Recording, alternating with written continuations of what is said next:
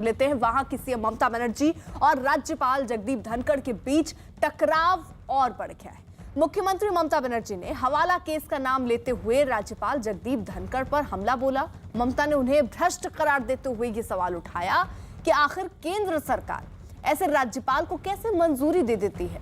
ममता बनर्जी ने कहा कि 1996 में हवाला केस में राज्यपाल का नाम सामने आया था और इस केस की चार्जशीट में उनका नाम शामिल भी था।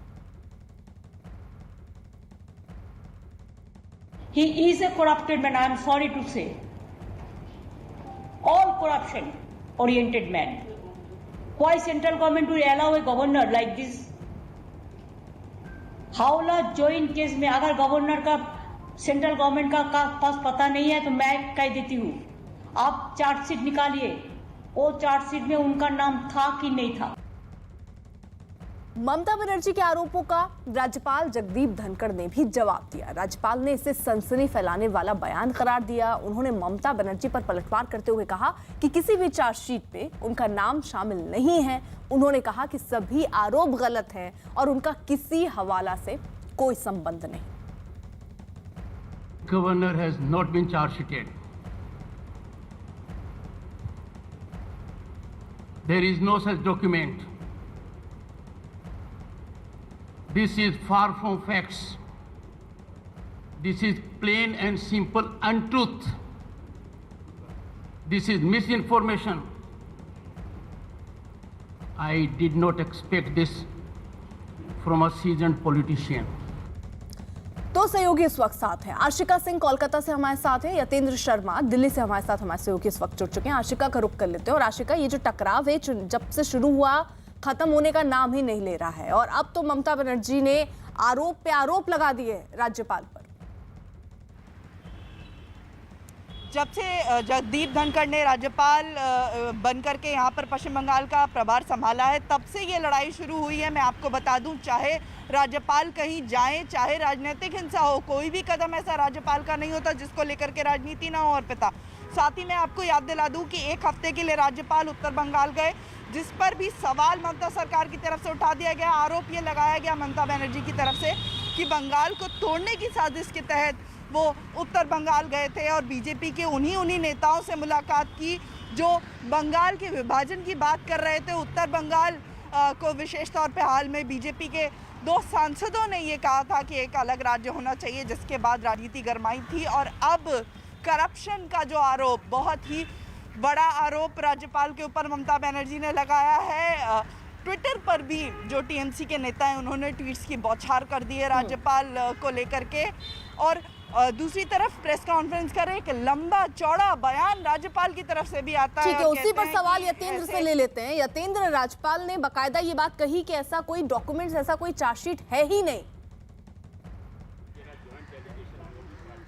देखिए, बिल्कुल अगर पश्चिम बंगाल की बात करें तो लगातार सियासी तल्खी बढ़ती जा रही है और जो ममता बनर्जी ने जो निशाना पश्चिम बंगाल के गवर्नर धनखड़ पर साधा था, उसके पलटवार उन्होंने करते हुए कहा कि जो आरोप उनके ऊपर लगाए हैं, जिस भ्रष्टाचार के आरोप उन्होंने 1996 के जो हवाला स्कैम के लगाए हैं, उसका कोई भी डॉक्यूमेंट्स नहीं है, किसी भी चार्जशीट में उनका नाम नहीं है। और जो आरोप मिथ्या आरोप लगाए गए, यानी कि साफ तौर पर खंडन किया। इसी तरह से पहले भी एक बार टीएमसी सांसद की तरफ से आरोप लगाया गया था कि उन्होंने अपने रिश्तेदारों को पश्चिम बंगाल के राजभवन में जगह दी, उनको नौकरियां दी हैं और बंगाल के लोगों को वो नज़रअंदाज कर रहे हैं। तो उसका भी खंडन पश्चिम बंगाल के गवर्नर की तरफ से किया गया था कि उनके रिश्तेदार या उनकी फैमिली में से कोई भी व्यक्ति राजभवन में जॉब नहीं करता, कोई भी उनके साथ नहीं है।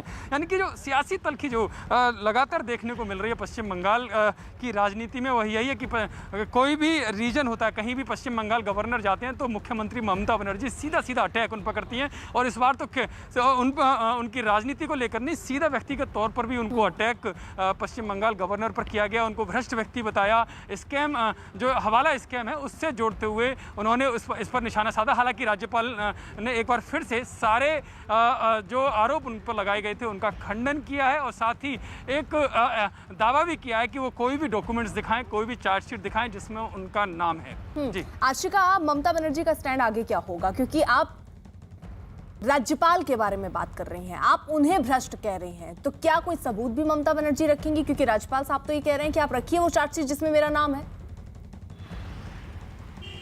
देखिए, ममता बनर्जी ने साफ कहा है कि जितने दिन वो राज्यपाल रहेंगे मैं जो भी कर्टसी है उसको निभाती रहूंगी, उनसे बात करूंगी, मुलाकात करूंगी। लेकिन साथ ही ये भी कह दिया है कि ऐसे राज्यपाल, ऐसे डिक्टेटर राज्यपाल कभी नहीं हुए हैं। उन्होंने ये कहा है कि अधिकारियों को फ़ोन करके डराते धमकाते हैं, ये कहते हैं कि यू आर अंडर स्कैनर। तो आरोप के ऊपर आरोप, ये जो है जब तक जगदीप धनखड़ यहाँ पर रहेंगे, न तो ममता बनर्जी उनके प्रति नरम रवैया रखने वाली हैं, ना ही जगदीप धनखड़ कुछ जो राज्य सरकार के प्रति तलखी रहती है वो बाज आएंगे। तो साथ ही मैं आपको ये भी बता दूं अर्पिता कि ट्विटर पर महुआ मोइत्रा ने कुछ कागजात शेयर किए हैं जहां पर ये आरोप लगाया है कि जगदीप धनखड़ राज्यपाल का नाम जो है शामिल है। इस बीच जो ममता बनर्जी की तरफ से आरोप लगाए गए हैं वो लगातार ये हैं कि राजनीति करते हैं राज्यपाल और बीजेपी की तरफ से होकर के और सारे काम करते हैं। ठीक है, आप रहिए जरा साथ। राज्यपाल जगदीप धनखड़ पर ममता बनर्जी के आरोपों के बाद बीजेपी नेताओं ने क्या कहा, जरा सुनिए। ममता बनर्जी की टारगेट है, मुझे लग रहा है कि वो कोशिश कर रही है कि भारत के संविधान द्वारा, कॉन्स्टिट्यूशन द्वारा प्रतिष्ठित हर प्रतिष्ठान को, गरिमा को, हर पद की गरिमा को नष्ट करना, जिससे एक ऐसा सिचुएशन तैयार हो जो एक कैओस बोलते हैं, उस कैओस हो जाए पूरी बंगाल में और उसके साथ देश में। तो मुझे नहीं लगता कि ममता बनर्जी ने ठीक किया है। यतेंद्र, ममता बनर्जी जब उन्होंने आरोप लगाए तो उन्होंने एक तीर से दो निशाने साधे, जहां एक तरफ उन्होंने निशाने पर राज्यपाल को लिया, वहीं दूसरी तरफ केंद्र पर सीधा निशाना साधा कि आखिरकार केंद्र ऐसे राज्यपाल को कैसे मंजूरी दे सकता है।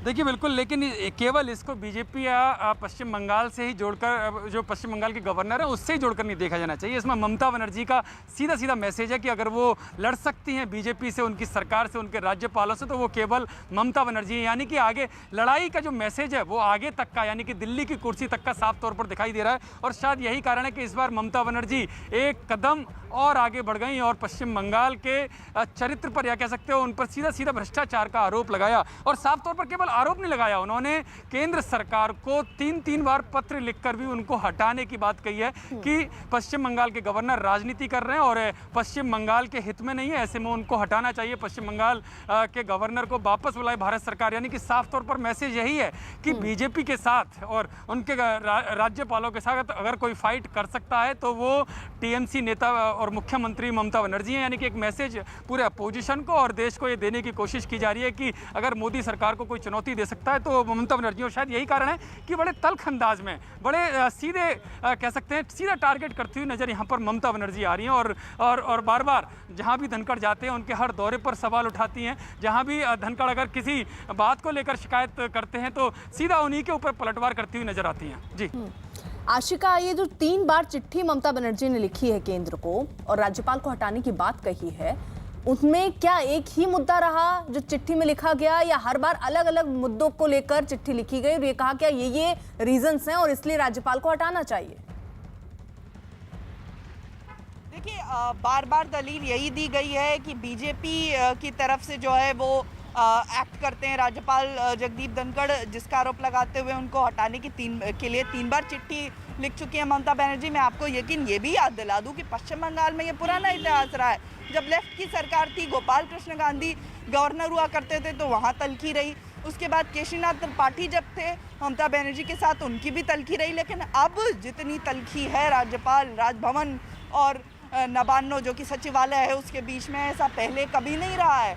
हर रोज राज्यपाल की तरफ से ट्वीट्स, बयान आते हैं राज्य सरकार की भर्त्सना करते हुए और पॉलिटिकल वायलेंस को लेकर के खास तौर पर अर्पिता बहुत बार रगड़ चुके हैं, अधिकारियों से जवाब मांग चुके हैं, जिसकी खिलाफत हर बार ममता बनर्जी करती हैं और ये आरोप लगाती हैं कि सीधे मेरे अधिकारियों को डिक्टेट करते हैं, उनसे जवाब मांगते हैं, जबकि उन्हें खुद जो है राज्य सरकार से ऑफिशियली बात करनी चाहिए।